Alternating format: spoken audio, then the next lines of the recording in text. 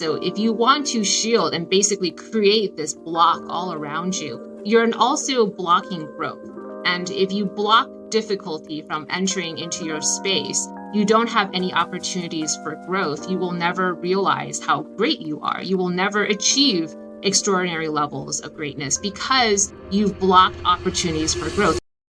Welcome to the Graced Podcast, a space for everyday magic for your everyday life.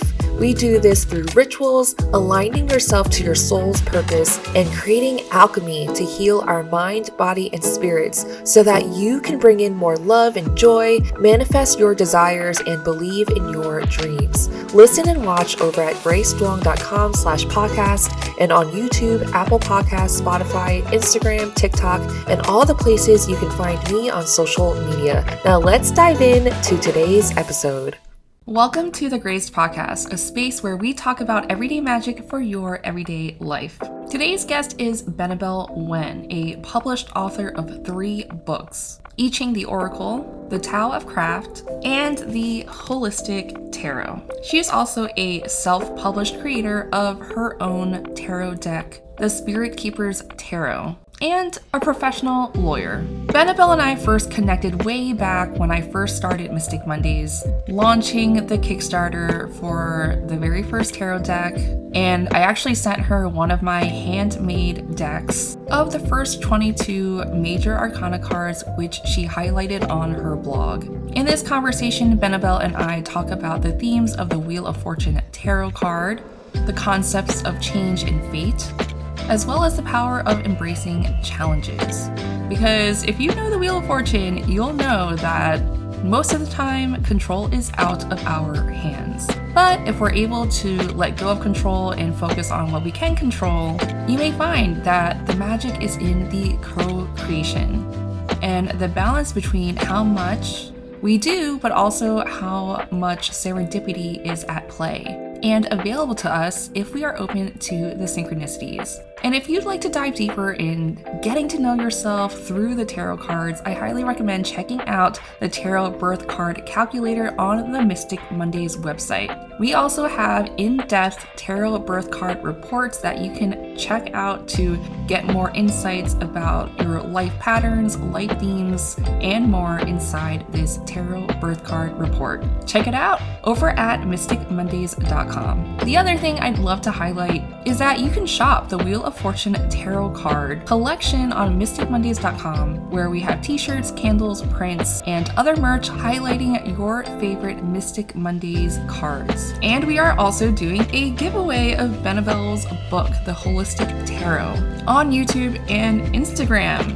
More details on how to enter this giveaway in the show notes and on the @grace.duong and @Mystic Mondays Instagrams. Now let's dive into this episode. Hi, Benebell. Welcome to the podcast. Hi, Grace. I'm very glad to be here. Nice to meet you. Nice to meet you too. Although I am familiar with your work, I actually came across you years ago when I was starting on my own tarot journey, had created some handmade cards of the Mystic Mondays Tarot, and you luckily agreed to review them. I believe they were the Major Arcana first 22 cards. And I think that was just like a really affirming moment that I was on my way and on my path. And also, I think as another Asian in this space, in the mysticism and esoteric world, something that I've noticed about what you do is you combine Eastern philosophy with Western. And I think with the Asian American identity, I think that's really important. So I would love for you to talk about your journey and how you started learning esoteric systems and how you integrate it into your life. Yeah, absolutely. I did also want to say I was very honored that you reached out to me with that handmade Majors Only deck. I thought it was beautiful. So thank you very much. I really love that opportunity. In terms of mixing the two, I guess it's more a reconciliation of how I was when I was younger. I grew up in upstate New York in a very small town called Vestal, New York, where you didn't see many Asian faces. And I grew up in a household steeped in Taoist mysticism and esoteric Buddhism. And so I was always interested in the other side, the intangible and the unseen and the spirit worlds. But I felt like I couldn't use the Asian vocabulary that I had to talk about the spirit world. And so I naturally gravitated toward Western occultism. And then at some point, when you grow up and you mature and you learn to love yourself, I decided to find a way to reconcile the two sides of my culture. Because if you are born and raised in the United States, you really can't say you're fully Eastern, but you're not fully Western because of how we look. And so finding a way to navigate that middle path was something that was really important to me and had to be integrated into my personal spirituality. Yeah, I think that's really beautiful to combine these different aspects of ourselves. And I know today we are talking about the themes of the Wheel of Fortune. And I find that when the Wheel of Fortune is present in my life, it's also one of my tarot birth cards. It brings a constant change that can be unwielding. And I'm wondering for you on your journey, how has the Wheel of Fortune been present in your life in finding yourself through these esoteric systems of whether it's your Eastern philosophy and background or Western upbringing and I would say cultural and societal conditioning as well? I love that the Wheel of Fortune in the classic Marseille, like it was a medieval meme, Rhoda Fortunae, right? Like the Wheel of Fortune was like one of the earliest memes in history. And so I love that it's a cliche, but then it's in this tarot deck and it represents the capricious nature. Fate and fortune are so fickle. Once you are up, the next minute you're down. And then once you're down, your fortune goes back up. And I think that wheel resonates with a lot of people. In terms of how it's been in my life, I really love the Rider-Waite Smith Wheel of Fortune, where it's the Ezekiel's wheel that Waite was inspired by from Eliphas Levi. And so that idea of 4, 3, 2, 1, 4 plus 3 plus 2 plus 1, these are the esoteric principles that are the pillars of the tarot. So it's so interesting that of all the cards in the majors, you have this pivotal midpoint, which is key 10, and that is the Wheel of Fortune. And so there is this idea that to truly understand life, you have to understand the Wheel of Fortune card. And so I think that's just one of those great cards in the tarot to meditate on and to self-reflect on. I think that's how it's been in my life. It's always been something that is an anchor point for me to reflect on my fate and my fortune. Yeah. And I feel like through learning of yourself, because there's a certain balance with that midpoint of coming to whether it's balancing, like, let's say elements, because I know the different elements are present in the Wheel of Fortune. So fire, air, earth, water. There's also the element of spirit if you want to integrate that aspect into it. And I think sometimes we can find ourselves out of balance, whether it's, let's say, Ayurveda systems, where maybe you have too much fire in your system, you can balance it out with some water. But I'm wondering, if anyone feels out of balance and wanting to integrate maybe an acceptance that balance is ever shifting and changing, what would you say to them? Wow, I wish I knew the answer to that question. I think for me, the best answer I can give is to not feel the need to find balance, because I find that if I'm obsessed with bringing myself back to balance, I can't. It seems balance is elusive when you're focused on searching for it. Rather than try to get balance as that being your focal point, lean in to what's happening in your life, and then it'll naturally course correct. So for example, you know how when it's raining and you're driving and your car hydroplanes, the instinct is to try to course correct very forcefully with the wheel, but that will actually cause you to go out of balance even more. And the way to navigate hydroplaning in the rain is to almost go follow where the wheels want to go, and then slowly it'll course correct itself. And that's the way to evade danger. So I think leaning into whatever challenges are happening at the time is the best way to find balance. Yeah, I love that. That's a really great analogy because I feel like there's so many things out of our control that we want to control. There's so many things that we see on the news, on social media, and I feel like these external things are, one, reflections of how we might be feeling internally, and that could be, I think, a way we can shift the wheel is also shifting how we see ourselves and what's going on in our internal system. But on the other hand, I love that you mentioned focus, because I think that is something about this Wheel of Fortune card is that there's a certain concentration point where you can't focus on the chaos because there's just too many things going on at the same time. And so part of that too, I think what I heard is surrendering your control in the moment, because you can't really like control the car in the moment because it just makes it worse.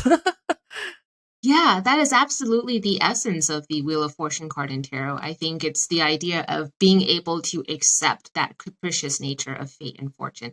And when you can accept that, the other aspect of the card meaning is that actually good luck will come. So when it shows up in a card reading, if you do forecasting and predictions, usually, especially in the classical texts, it's interpreted as a good omen. It's a positive sign that there's going to be a turn in your favor. So I think if you can accept that Lady Luck is fickle, then she will bless you with good luck. I think that's sort of the crux of the Wheel of Fortune. Yeah, and I feel like with good luck can be fickle as well because you might not be able to hold the energy of luck. And so that might be part of the shifting tides of the Wheel of Fortune, of having a roller coaster experience of maybe one moment you're at top and the other moment you're on the bottom. And I feel like with the acceptance of, things are constantly changing, whether you like it or not, can bring people to a certain sense of peace. And we were talking about the Omega Institute earlier. I was there for a past life regression training, and you were there for a tarot conference, and we just missed each other, it seemed. We were both there in July. But that is funny because that's kind of like almost like a fated moment, you know? So, how would you define fate? And you mentioned luck. I think sometimes with fate, luck, good fortune, destiny, people might feel really bogged down by these definitions and almost feel like a weightedness versus like a lightness of being able to shift into these cycles of change. I think how we define fate is part of how we explore our own philosophy of life. So one person cannot answer that question for another. And so for me, how I answer the question for myself, I am going to lean into my religion. And so I do see karma and fate being inextricably tied to each other. And I love that you went to a past life regression seminar because I absolutely believe in past lives. And so I think what happened in past lives, and also karma isn't necessarily just what's in your control. I think that's one thing the West gets wrong. Karma is this idea of all of the many different palpitations happening at the synchronistic moment of your existence that go into affecting what happens. So for example, if there's an earthquake and you lose everything, it's not bad karma in that you did something wrong in a past life. I don't think it's that straightforward or simple. I think it's very complex. You can even say you were at the wrong place at the wrong time in many different lifetimes or different whatever. And then because of that, this happens. That is also karma. And so when I think of fate, I think of my karma, collective karma, ancestral karma, social karma, cultural, society, civilizational karma that goes into affecting what happens to me as an individual. And that is fate. It feels capricious because it's so big. There's no way I can control how big that energy is. So it can feel like I don't have control. But I think my religion would say that if you are able to harness divine, then if you harness the divine in different ritualistic ways, then you are able to navigate the capricious nature of fate in a way that's slightly more, graceful. Yeah, wow, so many amazing nuggets. What is your religion? I would say I grew up Buddhist, Mahayana Buddhist, but what's so fascinating about how Buddhism is actually practiced by a lot of Asians is that it's so much mixed in, at least for East Asians, with esoteric, with Taoism and Taoist mysticism. And in other parts of Asia, you're going to find a lot of Buddhist countries in Asia. They mix it with their indigenous folk practices, indigenous folk magical practices. And so, for example, in Japan, you have Shinto and Buddhism where it's very tied together. So for me, it's Buddhism and Taoism. Yeah. And I love that you mentioned karma because I do feel like karma is very tied into the themes of the Wheel of Fortune. And I agree that there can be like a stigma of like, oh, if I do this, it equals an action that, equates to this wrongdoing that I did or, this good deed that I did for either myself or someone else. And yeah, I agree that's very complex. I feel like a seed or many seeds planted by people in power to keep people in control because they're constantly feeling guilty about doing something morally wrong when sometimes it can be the best thing for you. And I think that's a case by case basis, meaning I think actions of freedom within oneself. And I think, through learning our karma, through getting through the things, whether it's surrendering to the moment or facing our fears and being able to withstand the tides of change, I think we can come into our true selves. But sometimes we do have to get through that chunk of karma. And so it sounds like you've done some facing of your own karma. What did that look like for you? And if you're willing to share, what do you feel like your karma is? Oh, big questions. Yeah, you don't want to. No light hitting questions today, huh? I asked the deep questions here. No, I love it though. I really love it. I think my karma is fairly ordinary. I don't feel like treating myself. I think exceptionalism can be dangerous. And so one of the things that I try very hard to do is to see what I experience. Lots of other people experience it. And by normalizing my experiences, I don't feel particularly tragic or particularly extraordinary. And I think that gives me a lot of balance in life, and it also keeps you connected and grounded to the people around you. It's a lot easier to relate to people when you don't feel some bizarre sense of individualized exceptionalism or tragedy. And so I don't know what else to say to that. I think in terms of my karma, I love astrology. I am into Hellenistic astrology and Bazi, which is a form of Chinese 4 pillars of destiny casting. And so I find that when you learn both Eastern and Western forms of astrology, there's so much crossover between the two, and even how they interpret Jupiter, how they interpret Mars and Mercury, although some of the elements is a little bit different. When you get down to the essential nature of what we think these planets' implications are in our individual lives, they are very much the same. And so that universality tells me there must be some greater truth to be explored here. And so a lot of my work with my own karma and exploring my fate and destiny is to look at personal astrology. Yeah, I love astrology. It's a really amazing tool, like tarot and all the esoteric systems, to really get to know yourself. And I think ultimately it's about unlocking the keys to finding your truth and seeking what feels true for you. Because I think a lot of adult life is just unlearning, like unlearning conditioning, unlearning the things that authority figures have told you, whether it's, guardians, parents, teachers, whatnot, and just come to your own truth and become your own authority. And I think through the shifts of time, where you can, be in that state of not necessarily relying on anyone else for survival, you can then come into a place of your own truth. But it never ends. I think the journey never ends. And that's part of the Wheel of Fortune as well. It's just like, if you learn something, you're shifted to another level of learning a new thing, and it just keeps constantly going, and it can go beyond lifetimes. So something that I think, when you're mentioning karma, and I'm observing your work through your blog, which has so much, a wealth of information, and I think something that you brought with you into this lifetime is obviously a talent and passion for sharing, mystical insights and combining the Eastern and Western together, which I think is unique. I think in this world, there aren't a lot of resources about that. So I think that's also another way to look at karma instead of it being like this terrible, bad thing that you're carrying around. It could also be the gifts of past lifetimes, future lifetimes, if you kind of want to get into the multiverse of karma. And I think that's, again, a complex thing to comprehend because it's not necessarily linear.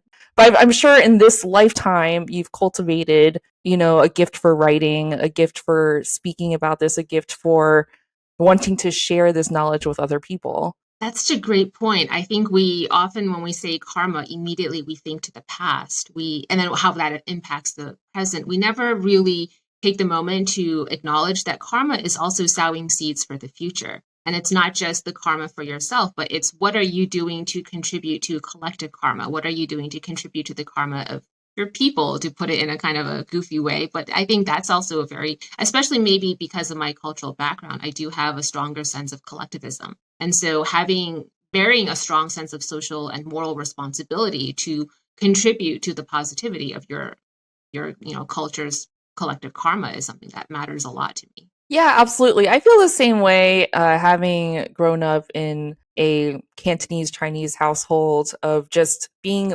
aware of the family. But if you integrate, astrology and whatnot, my sun sign is an Aries. And so I think part of my path in this life is to learn my individuality. And if you combine that with tarot birth cards and numerology and life path one, Aries, tarot birth cards are the Magician, Wheel of Fortune, and the Sun. So I think a lot of that you kind of like step into. So as you learn these things about yourself, you kind of, I guess, grow and flourish in that way. I'm still in it, by the way. Like, there's no ending to it, foreseeable future kind of thing. But I think something that I came into this life is to heal generational trauma. And I think a lot of that is really about coming into yourself and, finding your truth and your purpose despite, other people's expectations. And for me, and I think for a lot of people, finding your voice can be really difficult when you have a lot of expectations of how you should be and behave in this world. And I would say mysticism is like not an everyday thing. Not everybody understands it or believes it or whatnot. And so, did you ever experience any of that in your path and journey? And, what drew you towards this world even more so? I think I lucked out, at least among Asians in a way, because it wasn't on me, the first generation in ABC, to heal generational trauma. I really felt like my mom healed generational trauma for us, because a lot of family cycles that I knew were happening in my mom's side and my father's side, she stopped it, and she gatekept in a way in terms of blocking some of the generational trauma on my paternal side from seeping into her children. So I would say she's the one who did that work for me, so I didn't have to. And I was free to really explore individuality here in the States because of what my mom did for me. So I think in that sense, it's different. Most ABCs, Asian American born Chinese, are the ones who have the responsibility of healing that generational trauma. So I didn't have to. And I think that really freed me in a lot of ways. What was the other part of your question? I think there was something else I really wanted to say because I thought it was such an important question. What drew you to the world of mysticism? And I read in your bio that on your mom's side, where your mother's side comes from in Taiwan, it's a heartland of mysticism. Is that right? That's what I would say. Yeah, Tainan is very much. I mean, like when you go there, like if you're a skeptic or you're an atheist, you're going to have a really colorful time in places like Tainan and that part of Taiwan, because they have a lot of forms of shamanism, psychics, and mediums. It's just a really colorful place to thrive in. And so my mom came from that world. My grandfather used to sell food talismans. He was into different forms of traditional Chinese medicine without having formalized training in traditional Chinese medicine. So I think in Asia, if you have formalized training in TCM, you're taken more seriously. But if you're like folksy about it, where you don't have training and you're not educated, but still practicing TCM, it's like witchcraft. And so that has always been kind of a legacy that I inherited. And so mysticism was always something that was part of my life. In fact, I think I spent most of my life fighting it. And if anything, it was coming to peace and coming to terms with that aspect of my own inheritance. That's so beautiful. And I know in the traditional Rider-Waite card, there are certain figures in the Wheel of Fortune, like the Sphinx. And I kind of feel like with the Wheel of Fortune as well, it kind of means you're not alone. There's other beings, whether it can be guides, ancestors, your spiritual team, whatnot, your council, whatever you'd like to call them. And on your path, because it does feel and sound like it's part of your lineage to explore this mysticism, did you find that, anyone was reaching out to you, whether it was an ancestor or guide that you like to connect to? Oh, yeah, absolutely. But to your point about the Wheel of Fortune, Paul Christian talked about how the Sphinx is the most important focal point in the Wheel of Fortune card. And then you have the Typhon. So, and then actually, I think in Pictorial Key, Waite said that the meaning of the card is divine intervention. So the whole implication of divine intervention is that there is spirit presence in your life. So I think my whole life, I've always felt there was a presence, and it's always been a very benevolent presence in my life. I think it took a while for me to figure out who that was. One, I think it's personally invoked, Kuan Yin and the Amitabha Buddha, Guan Yin and Amitofo. And I think that is more personally invoked because my mom trained the three of us, me and my two sisters, to invoke through mantra. We did a lot of mantra work growing up to the point where if I'm in a place where I'm scared or I'm anxious or even nervous, immediately like my brain kind of goes into immediate auto drive of reciting the mantra for Kuan Yin.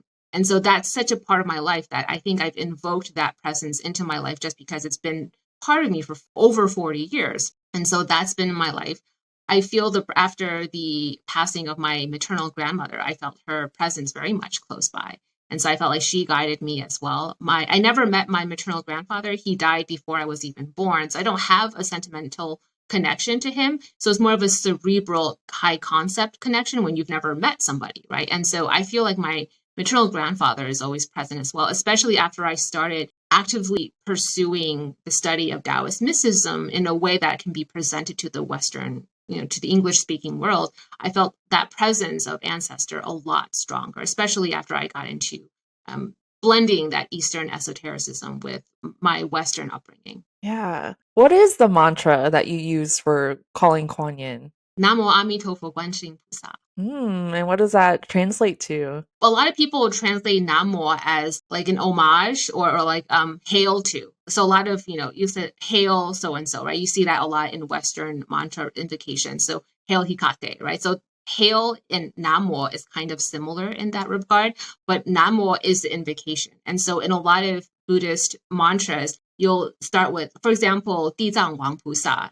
The mantra for that would be Namo Dizang Wang Pusa. And so the Namo is the invocation. The Namo Guan Zhi Ying is the name of Kuan Yin, which means the one who hears the sounds of the world. And then Namo Amitofo Guan Xing Pusa. And then Amitofo is Amitabha Buddha. Oh, I love that. Yeah. So Alana Fairchild, who was on the podcast for the High Priestess episode, I've been using her Kuan Yin deck quite a lot.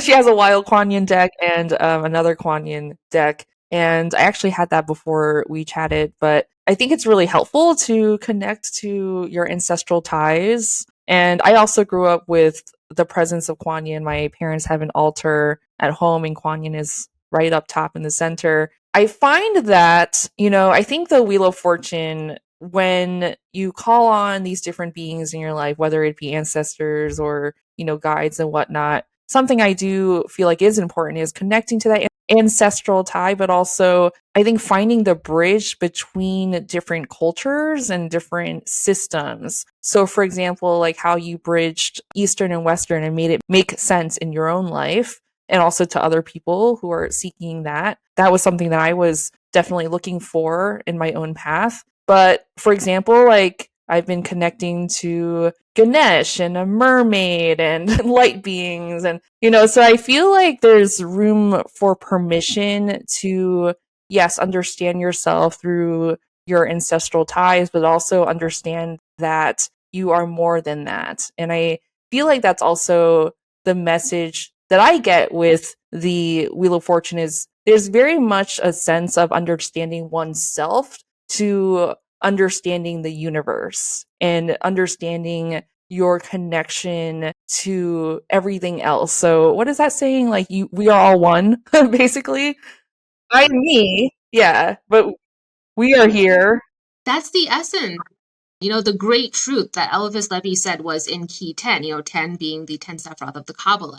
So there's this idea that if you understand various esoteric systems, specifically in occult tarot, it was, Rosicrucianism, Hermetic philosophy, astrology, alchemy, and the Kabbalah. When you understand the different systems, you can actually see how they connect, and the synchronicities is where great truth and the divine is revealed. And so bringing East and West in card 10, Wheel of Fortune, I love, for example, the trigram correspondence of the Bagua is wind, and wind's correspondence is Jupiter. Jupiter is the astrological correspondence to key 10, Wheel of Fortune, per the Golden Dawn. So you do see a lot of, and then if you study Kabbalah and you study Taoist mysticism, there's so much crossover between the two. And when I speak with Kabbalists who have some understanding of Buddhism and Taoism, they can't believe how much crossover there is in Taoist mysticism and the Kabbalah, and same vice versa with when I study Kabbalah. So I think we see that truth when you study something like the tarot, because the tarot is a platform for multiple systems to be aligned and to layer on top of each other. Yeah, absolutely. That's how I look at the world of mysticism, esoterics, spiritual wellness. It's really about coming to your truth and being centered. Because I feel like that's also about the Wheel of Fortune, is just there's so many things happening around you or can happen around you.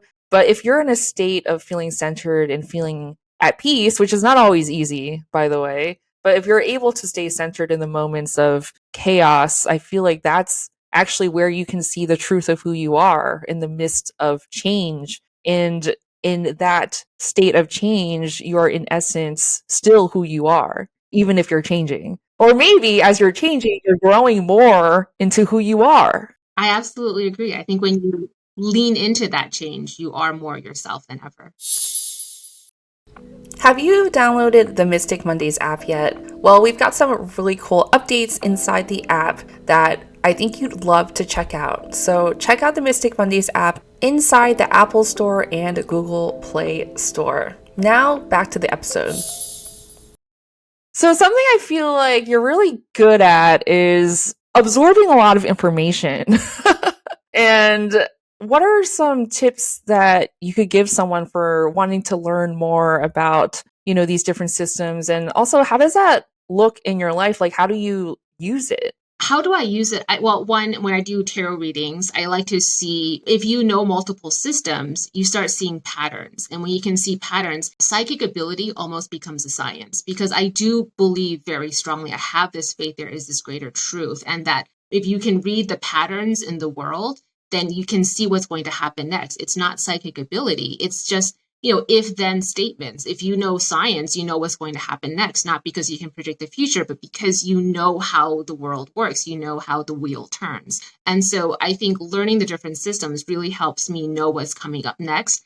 In very practical ways, being able to predict the stock market, to know what's going to happen next in the real estate market, so that you can be financially secure, knowing what's happening next, so that you can brace yourself for change instead of feeling this compulsion to change difficult things that will happen, knowing how to brace yourself to navigate what's going to happen. So, for example, when the quarantine came, when COVID came, instead of feeling the need to change it or to hide or run away from it, how do you, buckle down and brace yourself for what's to come? And I think learning the different systems, you immediately see the stars, you see what's going to happen before it happens, not because you're a psychic, but just because you can, read the signs of nature. And so I think that's the most important reason to learn these different systems, how to, like on a very practical level, having lots of journals. So I have many notebooks, and every single notebook is dedicated to a different system. And the first thing, or binders, and the first thing I do is break down the different subtopics in each system. And that's pretty easy. Look for books, the table of contents in different books, the indexes in different books, or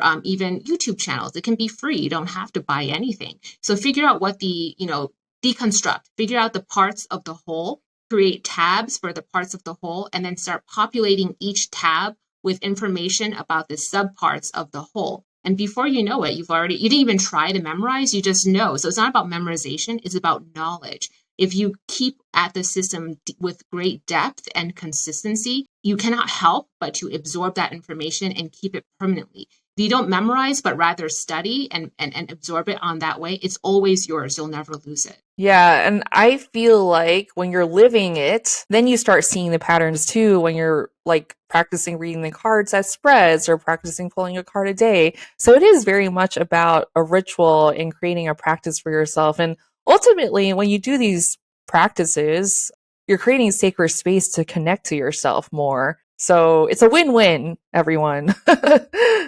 So what is your sun, moon, and rising signs in astrology? Sun sign Libra, moon sign Leo, Aquarius rising. Do you resonate with that? I think so. I mean, the funny thing, right, is also if you look at, because that's under the tropical wheel, but if you look at a sidereal wheel, where it's the exact alignment of the constellations at the moment of birth, if you look physically up into the skies, instead of Libra, it's Virgo, because how it shifts houses based on the type of wheel and zodiac system that you're using. And so because of that, I find, oh, wow, it really is interesting how I do have both that Virgo and Libra energy in me, because not only am I a sun sign Libra, but I have a stellium in Libra. So like a whole bunch of my planets are all in Libra. But then if it's a different house system, it's in Virgo instead of Libra. And so just understanding and reconciling that is something that I feel like really strongly resonates with how I view myself. Absolutely. Yeah, depending on whatever system you're using,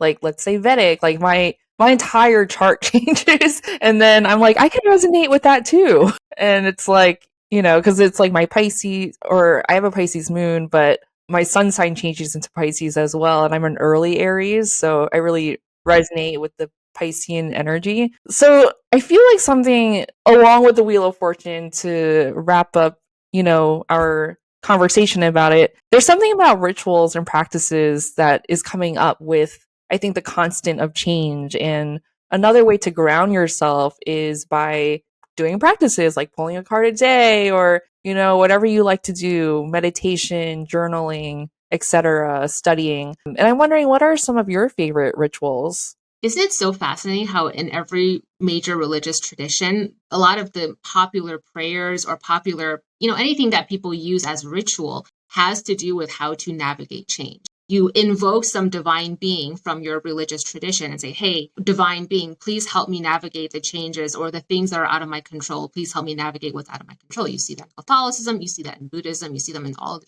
religions. So for me, I guess it would be the reading and recitation of Da Bei Zou, which is the Great Compassion Mantra. The Great Compassion Mantra is this, it's associated with Kuan Yin. And when you recite it, it's this idea of creating a bubble of protection around yourself and creating a bubble of protection around those you love. And the idea is the only way to truly protect yourself is to begin by protecting others. So the idea of metta and self-sacrifice is very much embedded in the ethos of Kuan Yin. And so that has always been my go-to way of grounding and navigating the changes of life. Yeah, I've been thinking about that lately as well, of protection, in that it comes up a lot in the spiritual community of, getting your black obsidian or crystal or whatever and, using that to ground yourself and protect yourself from bad energy and et cetera, et cetera. And I feel like something that's been coming up for me anyway is, why don't you protect yourself with a shield of love, energy bubble of love, so that no matter what comes through, you're still giving yourself love and the other person, but you're protected through that love, instead of, because it kind of feels like almost like a harshness to have a shield where, and not everyone has great intentions out there. So of course it's very valid to want to protect yourself. But I think there are different ways of protecting yourself. And I think shifting how you think about protecting yourself, because it's almost like really fear based. Anyway, I'm just mentioning a whole thought that has been going on, that I think love is a very powerful energy, and to integrate it more into ourselves and our systems, we may not need as powerful protection when we integrate it more into our bodies and, the way we live. And I think through the changes, through the constants in our lives, we are thrown into lessons. And I find that when I haven't learned the lesson in my own life, it just repeats over and over again until I get the lesson. And I feel like that's probably a gift of change. It's not always easy, but change often brings growth as well. And if you're ready for the growth,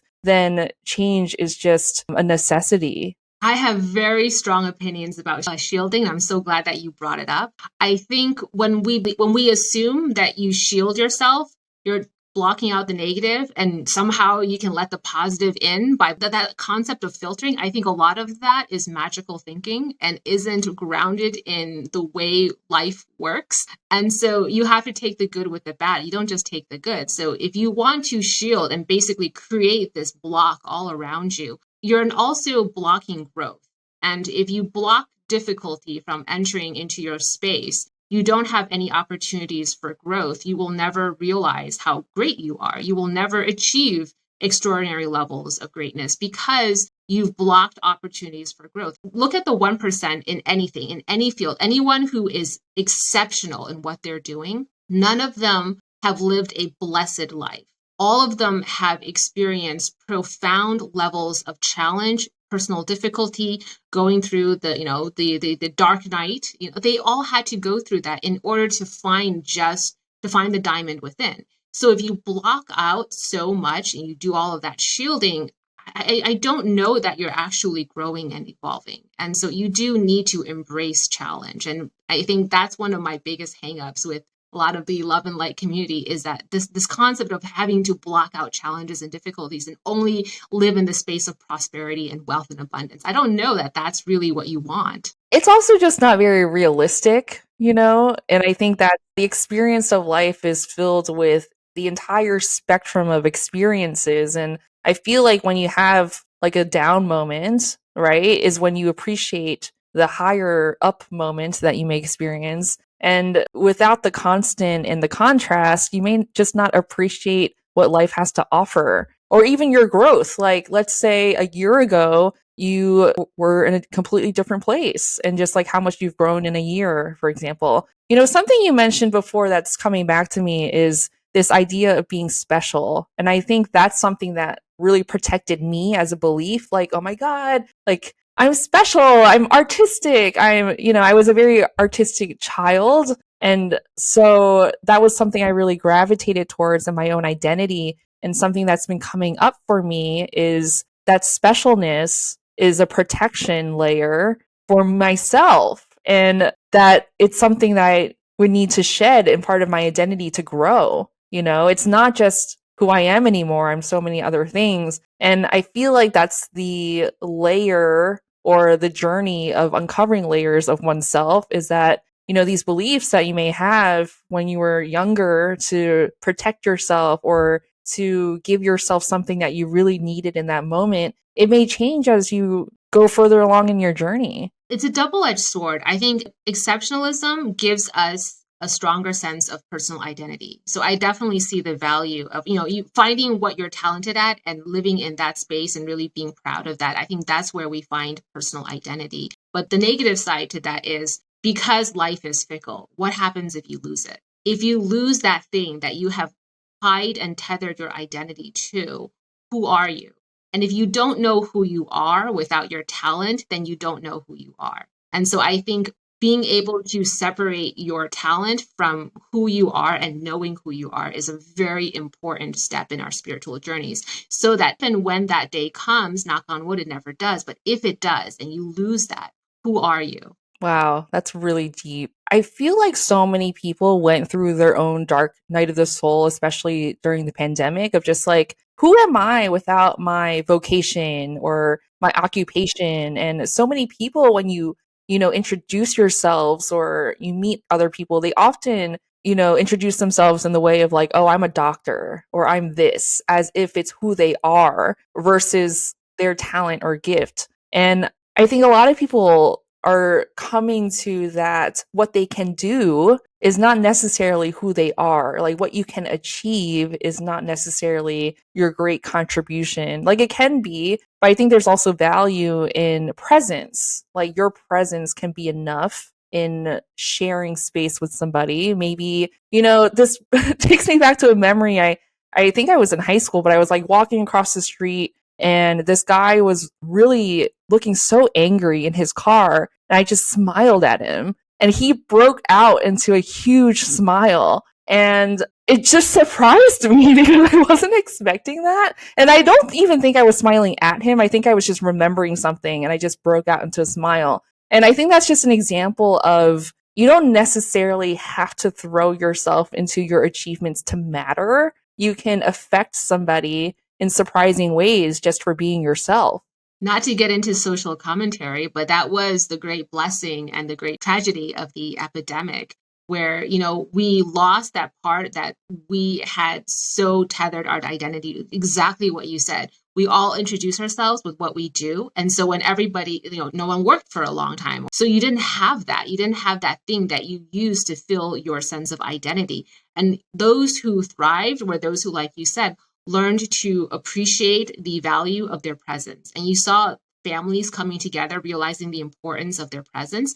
And then you also saw relationships fall apart when they weren't able to learn the lesson of the value of one another's presence. And so that was, the great blessing and great tragedy of the pandemic was you were put in a position where you had to rise to the occasion. And like you said, a lot of people who were in one type of field, very analytical fields, were stuck at home and they decided to pursue arts and crafts. And they learned a completely new side of who they were and a new sense of identity. And so I think that is a very important aspect of what happened there. Yeah, like a surge of baking and nail art. And tarot decks. Do you know how many tarot and oracle decks were created during 2020 and 2021? I bet. Yeah, it's a very introspective practice of making one's own deck. And I know that you've made your own deck too, the Spirit Keepers Tarot. And I would love to hear about your process. And I was looking at all the artwork. It's very impressive, very detail oriented, of course, with all of your esoteric knowledge embedded into it. So we'd just love to hear about like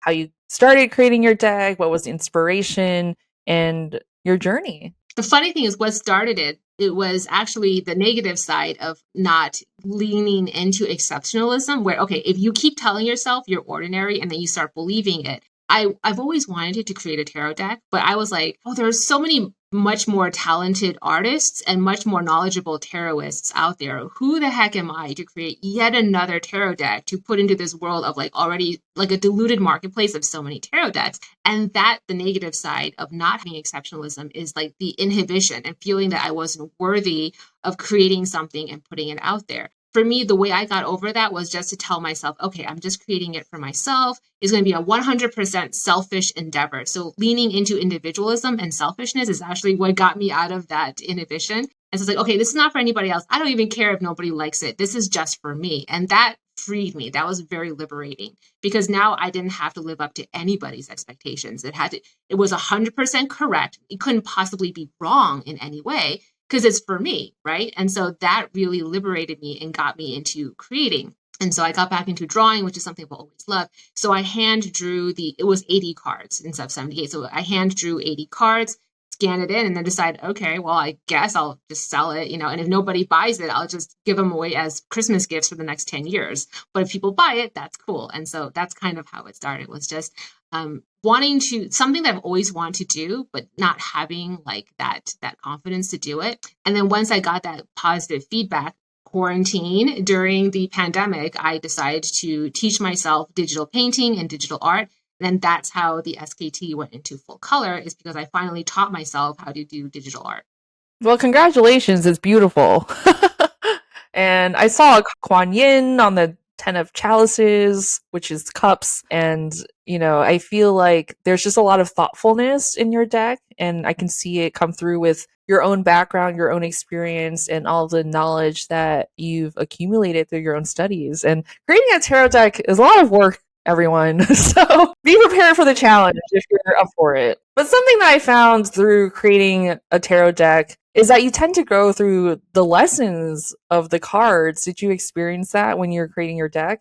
Isn't that hilarious? Every single deck creator talks about this experience where, if you're creating, if you're working on the 10 of Swords, just seems like there's 10 of Swords events happening in your life, 3 of Swords. If you're working on the 10 of Cups, something 10 of Cups-ish happens. And yes, it absolutely happened with this deck. I'm currently working on an Atea reconstruction, and it's happening with that deck as well, which got me into this superstition. You know how sometimes you don't work on a deck continuously, you might stop and there's like a long hiatus where you don't work on your tarot deck. Like I'm obsessed with, I have to stop on a good card because I'm scared that if I stop on a bad card during the entire hiatus, I have that energy of like the death card hanging over. So it's really stupid and superstition, but like because of our experiences where when you're working on a card, the world around you is governed by the themes of that card. And you're like, okay, I better not stop this work on a bad card. And so absolutely, it's so weird how that happens. I don't know if it's like to be skeptical, right? You know how if you buy a Honda Civic, then the only car you see on the highway are Honda Civics. So is it that where like, because I'm working on, right? Like I'm working on the 2 of Cups. So all I see are 2 of Cups themes in the world. Like, I don't know, chicken or the egg. I don't know. It's being presented for a reason. Like, so for example, I have flamingos on my lover's card, but now when I see flamingos, but especially 2 flamingos, I'm like, oh, that's a lover's card. That's a sign for me. And I think something about the Wheel of Fortune as well is that there's just a lot of synchronicities in life. whether it's like, for example, I would walked my dog earlier and I saw a butterfly, a white butterfly, and that always reminds me of my grandmother that passed. And I feel like there are just signs everywhere for us to consider that we're constantly being sent messages from whoever's on our spiritual council that wants to communicate with you.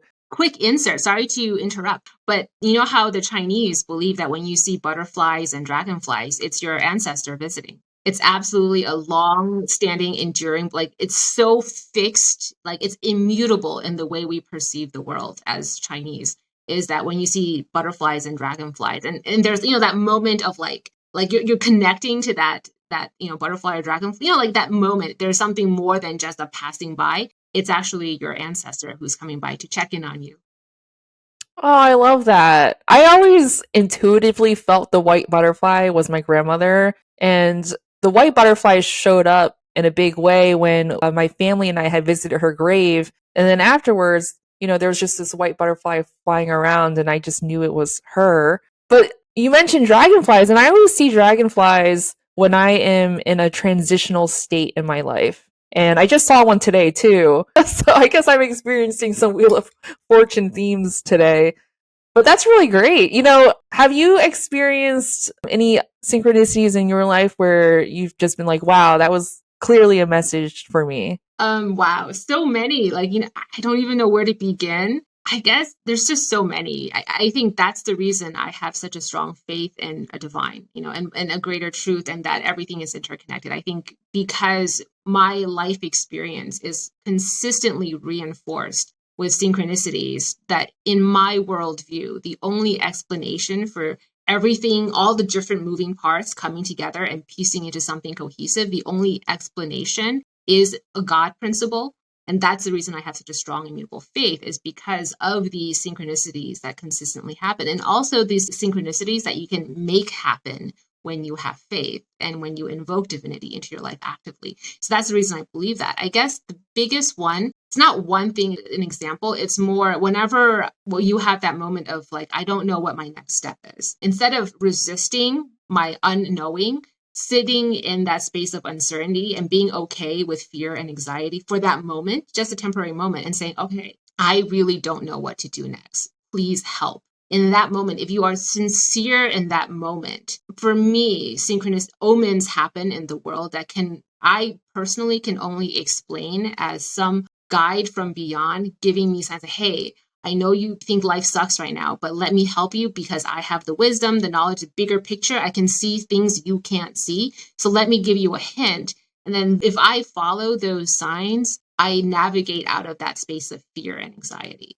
And and it happens so frequently that I don't have specific examples, because it's every time in my life that has happened, like choosing which career path, choosing what book to write next, choosing who to marry, choosing whether or not to break up with somebody. All of these things in that moment of uncertainty, greater signs from nature and above have shown me the way. Yeah, absolutely. And I feel like, for anyone that is feeling uncertainty or fear or anxiety, I feel like when you openly ask for help is when you allow yourself to receive it. And the messages might have been appearing for you, but you might not have been paying attention. And words are spells, so they say. And so invoking that connection to the divine can often help bring it in, just even open up your own awareness. So, maybe that's angel numbers, maybe that's certain animals. It was bizarre. I mentioned mermaids earlier. It's not bizarre, I guess, but it's, a mermaid had appeared in my light language meditation. And then I went to Starbucks, and on the sign-in screen, there was a mermaid. It just felt like there was like a theme of mermaids coming through. So that's just an example of some synchronicity. You just might see something over and over again. But yeah, I think opening yourself up to even channel that information, whether you're in that state of change or not, can help you bring that sense of stableness and centeredness in the face of this Wheel of Fortune theme. Yeah. And then just to be clear, acknowledging your fear and fear mongering are two totally different things. And I think being self-aware enough to know the difference between fear mongering and acknowledging your moment, that's really important. And that's a lesson of wisdom that we all have to learn. What is fear mongering? Fear mongering, I think of that as when I'm afraid of something, but instead of acknowledging my fear, I go around evangelizing this doom and gloom to other people so that everybody can be at my level of vibration. Instead of dealing with my issue, I make it your problem, right? So I can't just be in this space of negativity myself. I need to pull you in, pull you down to my level in this moment. And then neither one of us are up, right? Like that's fear mongering. Acknowledging fear is sitting in my low, like, okay, instead of rejecting that I'm in a low level and say, oh, I'm high vibe, and not facing the reality of where I actually am, being like, okay, I'm in a space of low vibe right now, and I really need someone to help me pull up to somewhere better. Like that's acknowledging fear, not taking people down, right? Instead of taking people down with you, holding a hand, say, hey, can someone lift me up? Yeah, and I think that takes a lot of practice and self-awareness to notice that about oneself. And I would say that I've experienced a lot of that. And I think that's part of, if you experience that within like family structures and people who have been through trauma, they might not even know that they're doing it. It's just such a part of their reality and nature. And I think that's why inner work is so important. So whatever form you want to take, and I think tarot is a really great way to build that self-awareness. But if we are communicating that fear, I think that is something that is reflected back to us into our systems. And, there's, I think, a difference between expressing oneself to release and expressing oneself to make an energy bigger, which I think is the fear mongering of spreading fear versus like, getting it out of your system to not be in your energy field anymore. So would you like to do a collective reading for us? Let's do it. Yeah, I'm excited. This is from Benebell's Spirit Keepers Tarot. Mm-hmm. You can see, can I show you I'm shuffling? Yeah. All right. Tell me when to stop and when you want me to pull a card. Okay. Stop. The World card. Wow. And it has so much symbolism that crosses over to the Wheel of Fortune card, the 4 elements. And this is the idea, the 4 plus 3 plus 2 plus 1 is the great truth. And so the Wheel of Fortune is forecasting the omen of the World card to come, right? So that's the whole concept. So I think that's really interesting. This, I would say, for me, because it's the New World Order and I read based on the system that I'm using, I think right now, we talk so much about shifts and changes, and I think a lot of people have intuiting that we are, as in a whole age, as a whole collective, global collective, we are shifting into a new age where people that have been so rooted in this the way that we've been for so long, it's going to be really difficult because it feels like an apocalypse. It feels like an end of days because it's the end of something that we were familiar with. And so I think the World card is about navigating, the finalization of a new age that's coming. And so I think that's my message for the world, is to everything that we've been talking about, instead of sitting in a place of fear mongering or trying to hold back, like trying to slow down the process of change, sit and lean into the pace of that change. So if you sit into the pace of the change, you're going to end up somewhere beautiful and wonderful. But if you try to slow down and hold back the pace of change, you're going to find yourself left behind. Ooh, that's such a beautiful message. Thank you so much. And I feel like that's going to resonate with a lot of people because obviously the pandemic was very impactful. And I feel like a pivotal point for how people reacted, whether you wanted to expand your skill set or how you dealt with uncertain conditions, I think just told you a lot about yourself. The actions you took or didn't take can be just an indication of where you're at in the face of change and your willingness to either confront or avoid.